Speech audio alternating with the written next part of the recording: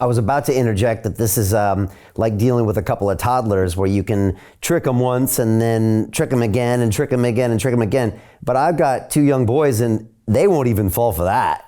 No. They won't. No.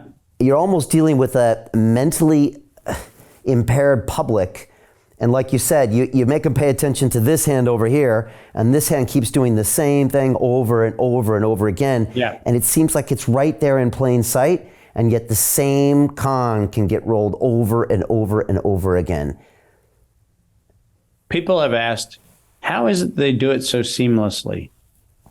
How does the forces of darkness seem to always get it done? And my response is because the light has never learned from darkness. If we actually examined how they do it, it's actually really easy. All you have to do is you have to leverage fear and then create the illusion of scarcity. That's it. There's the whole playbook right there. Yeah. Yeah. And the giant learning that we collectively could have.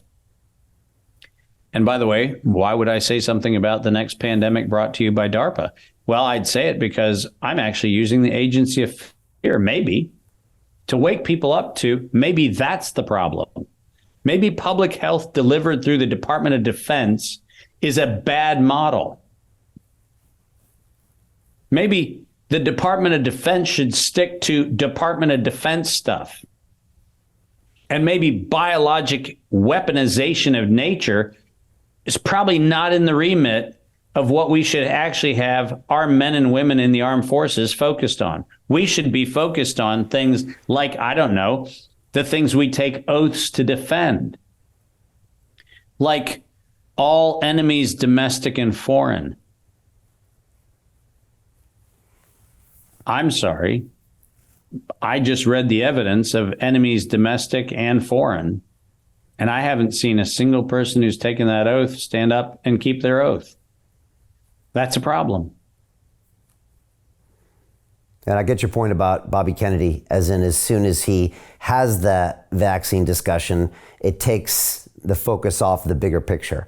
One thing That's exactly right. Yeah. One thing he has said when he gets into office is he wants to abolish a lot of these connections between these health agencies and remuneration and patents and things like that. He has talked about that, or even CIA and some of those. So he has put out some bigger picture ideas that would potentially stop some of this. Yes or no? Certainly. And listen, credit where credit's due. He's the only one even hinting at it, right? Yeah. So far. And by the way, Ron DeSantis has had the information about the criminal nature of this thing for at least a year and a half. Ron DeSantis has unambiguously, as a governor, been the person who did, in fact, impanel a grand jury. But if you go back and look at what he impaneled, he did not impanel a grand jury to look at the crime. And if you look at what was done in Texas, when right before Paxton was impeached by the Texas legislature, you look at what Paxton did, and Paxton said, well, we should at least look at deceptive medical practices, which is a playbook I wrote 2 years ago, which is the vanilla version of the fight. I can confidently say that Bobby and Ron and Ken have taken steps down the pathway of at least going, hey, people, there's a bigger issue. But my problem is really simple. My problem is they're still couching it in terms that are the terms of the incumbent architects of the problem, right? Nobody's talking about the fact that the Department of Defense budget for what they call biological and chemical weapons readiness is something that we should be concerned about because they're the ones manufacturing the agents. We should be concerned when they fund people who actually use terms like biowarfare enabling technology. Right? The public should be chilled when they hear those words. Collectively, we should all sit back and say, we don't care how misspoken, misbranded, mislabeled that phrase is. That phrase is published on somebody's CV. It is published in proceedings of those events. And that should never be done in human history. There should not be a biological warfare enabling anything, because as a society, we agreed in the Nuremberg trials that was a line humanity could never cross. And in 2005, Ralph Barrick at the University of North Carolina, Chapel Hill, crossed the line that the whole of the earth said was uncrossable. And he was funded to do so by Anthony Fauci, and we should concern ourselves with that. So Jim Rickards has just recorded a video that's not available to anyone in the public, and he's going to be talking about how this upcoming recession is going to be fast, it's going to be bloody, it's going to be nasty. But at the same time, he's going to show you how you can position yourself to profit from all of this chaos. Now, we've made this video only available to our viewers. Go to londonreal.tv/Jim. Watch that immediately.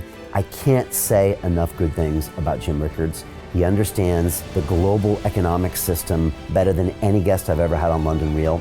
His predictions are almost uncannily true, and you can learn how to profit from his vision, from his expertise, and his understanding of economics. So go to londonreal.tv/Jim or click the link below. It's an excellent, excellent look on what's going to happen in the future and how you can position yourself to profit from that.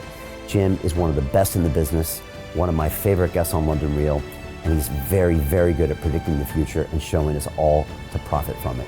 So click the link, and I hope you enjoy.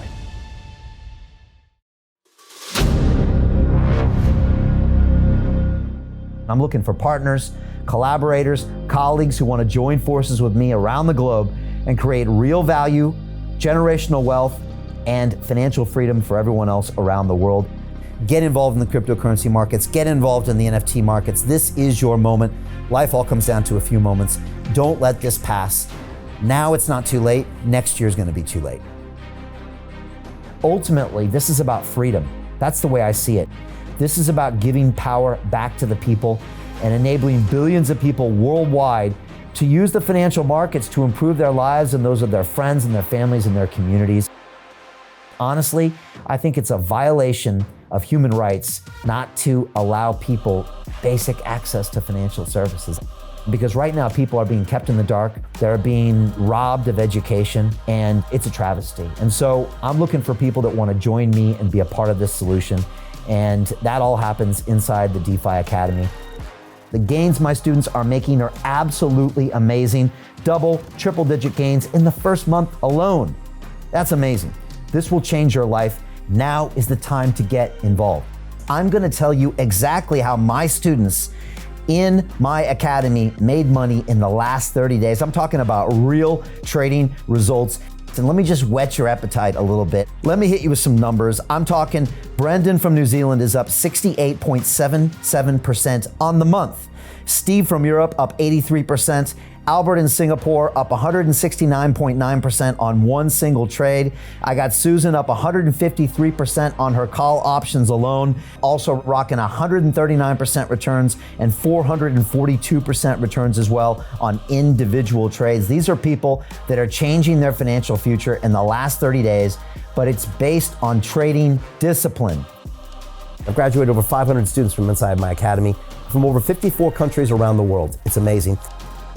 When it comes to crypto, DeFi, and blockchain, we love this space. We truly believe it's the future. This is down to our core. It's authentic to what we're doing, and everybody can tell through the camera because you can't make this stuff up.